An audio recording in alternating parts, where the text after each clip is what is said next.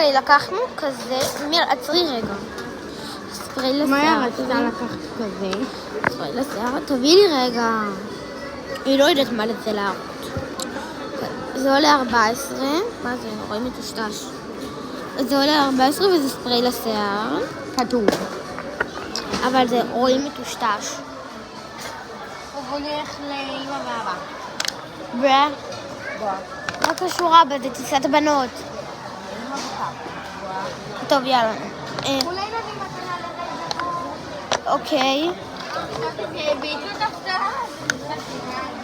טוב, אנחנו הולכות לחפש מתנות לבני דודים שלנו, אז רגע. אוקיי, הבאנו. לדוד שלנו שחולה על מטוס וחולה על שוקולד. נראה לי נוותר על הספרי לשיער. אני מחזירה את הספרי לשיער. אנחנו מחפשים עוד משהו לבן דוד שלנו. רום בן 3. כן, יש לנו בן דוד שהוא בן 3. לא, רום בן 4. בן 4. ורייבן. אוקיי, אנחנו... זהו, סיימנו את הסרטון לבינתיים, אבל אנחנו עוד לא נעשה לכם. בא אחרי נביא. לא, רגע. טוב, זהו, ביי יוש.